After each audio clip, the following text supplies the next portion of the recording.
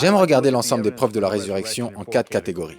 Les premières sont: est-ce que Jésus est décédé sur la croix? Était-il mort? Et pratiquement tous les experts sur la planète Terre reconnaissent que Jésus était mort après la crucifixion. Nous n'avons aucune trace de quiconque nulle part que quelqu'un ait à jamais survécu à une crucifixion romaine complète.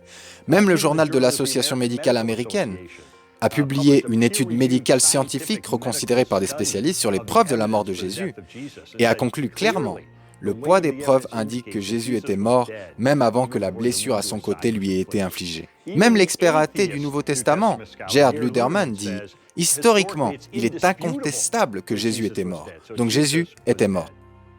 La deuxième catégorie de preuves sont les premiers écrits que nous avons sur la résurrection. En d'autres termes, je croyais avant, en tant qu'athée, que la résurrection était une légende et que celle-ci ait pris beaucoup de temps pour se développer dans les temps anciens. Mais ce que j'ai appris est que nous avons un credo préservé de la première Église chrétienne. Un credo qui est un rapport des témoignages oculaires de la résurrection de Jésus. Maintenant, ce credo a été daté par les experts à quelques mois après la mort de Jésus. Juste quelques mois.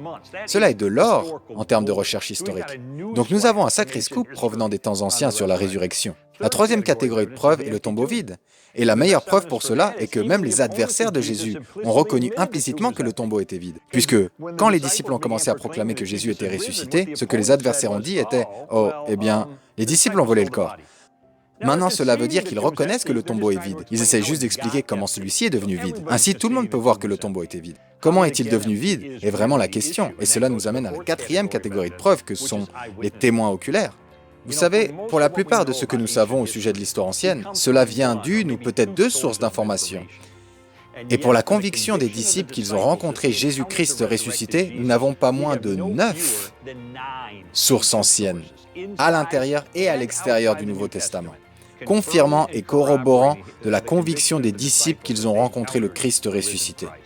Cela est une avalanche de données historiques. Donc vous mettez tout cela ensemble et vous pouvez alors être vraiment confiant sur la réalité de Pâques.